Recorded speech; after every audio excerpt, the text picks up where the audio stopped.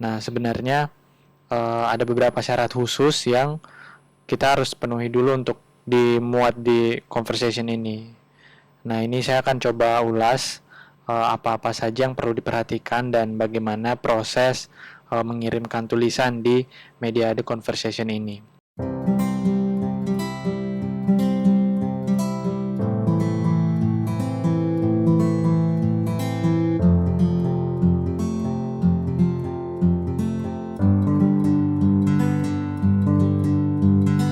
Kali ini saya akan bercerita sedikit terkait dengan bagaimana cara mengirim tulisan di The Conversation.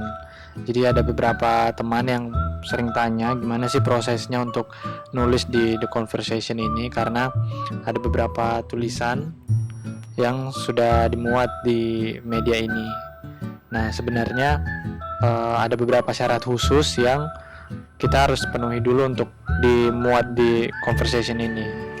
Nah, ini saya akan coba ulas apa-apa saja yang perlu diperhatikan dan bagaimana proses mengirimkan tulisan di media the conversation ini.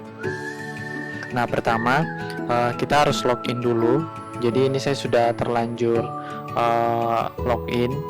Namun sebenarnya untuk login di the conversation ini kita butuh email dari institusi resmi. Jadi ada beberapa pihak kerjasama yang menjadi bagian dari the conversation.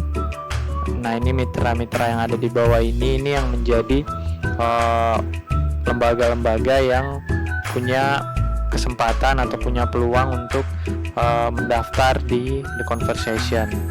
Nah, nanti kita baca lebih lanjut. Nah, saya juga memperlihatkan dashboard saya. Jadi sejauh ini sudah baca sudah menulis, maksudnya ada 3 tulisan, ada analisis, ada riset, terus ada pembacanya sekitar ini. Nah, ini adalah alamat dashboard. Nah, ini adalah tulisan yang sedang diproses. Nah, untuk proses menulis, jadi ketika teman-teman sudah melakukan login, di sini saya bisa login karena saya berafiliasi dengan Universitas Indonesia, khususnya Laboratorium Psikologi Politik di Fakultas Psikologi. Nah, ketika teman-teman sudah punya akun atau sudah login dengan akun afiliasinya atau akun instansinya, teman-teman akan masuk ke halaman dashboard teman-teman sendiri. Mungkin bedanya kalau baru ya pasti belum ada tampilan tulisan ini dan belum ada tinjauan pembaca atau jangkauan pembaca, dan hanya gambaran polos seperti ini. Belum ada juga yang tulisan dalam proses. Nah, apa yang kita lakukan untuk menulis di sini adalah kita klik tawarkan ide artikel.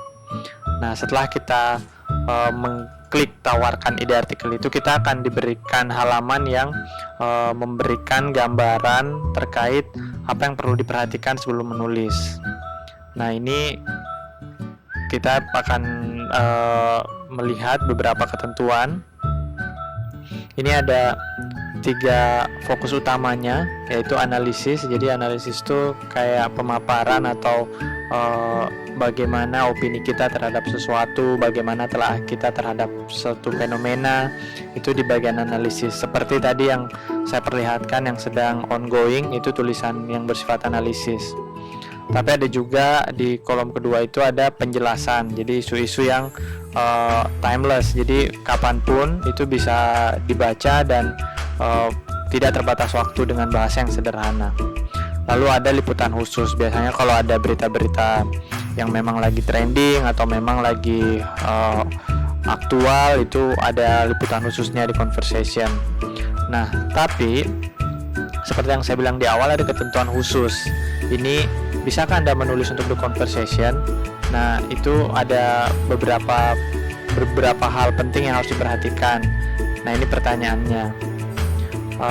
Apakah Anda saat ini bekerja sebagai peneliti atau akademisi untuk sebuah universitas atau lembaga riset? Atau bila Anda seorang mahasiswa, apakah Anda kandidat doktor? Nah, kedua hal ini yang harus salah satu dari kedua hal ini harus dipenuhi. Jadi ketika teman-teman sudah memenuhi itu dan memungkinkan, silakan Anda klik ya siap mengirim gagasan artikel baru. Nah, Di sini kita akan menuliskan apa tawaran ide kita. Jadi tidak langsung satu artikel kita kirim, tapi nanti akan ada proses seperti pitching gitu. Jadi kita memberikan gagasan apa sih yang ingin kita sampaikan. Nah, di sini juga sudah diarahkan sebenarnya dalam satu kalimat apa inti tulisannya. Ini sudah dibatasi 50 kata.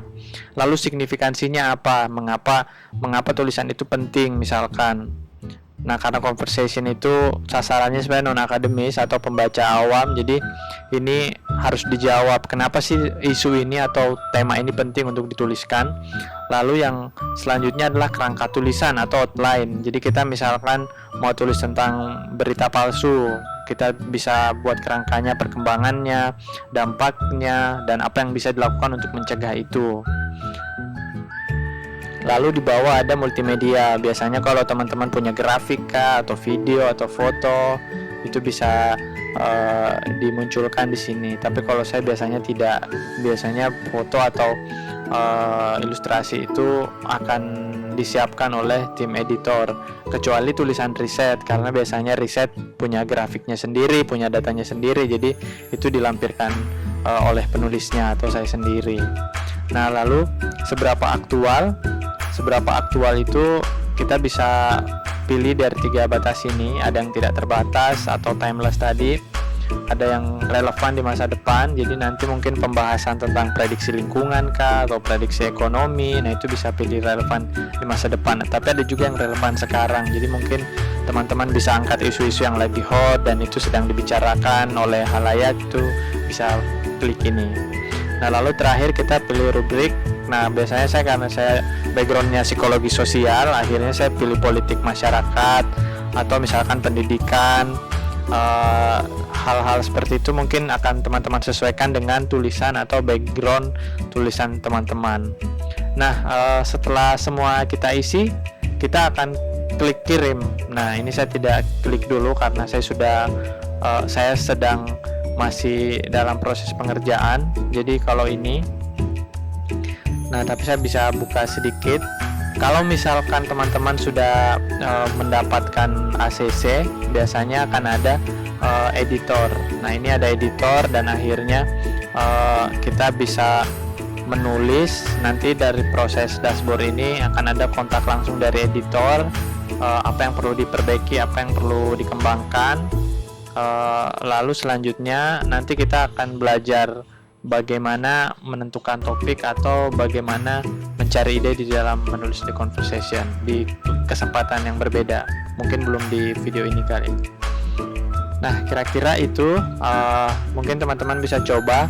Dan tawaran artikel itu di email biasanya disampaikan 2 minggu. Jadi setelah teman-teman mengklik tawaran artikel itu, nanti akan ada email yang masuk di email institusi teman-teman atau email afiliasi itu yang memberikan kabar bahwa tulisan ini tulisan ini berpotensi atau tidak, atau sedang dipertimbangkan. Jadi silakan cek email setelah teman-teman mengirimkan tawaran artikel itu.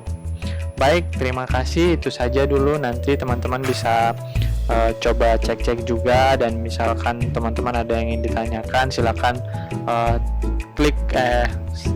tuliskan di kolom komentar, dan nanti kita bisa diskusikan di kesempatan selanjutnya. Sampai jumpa.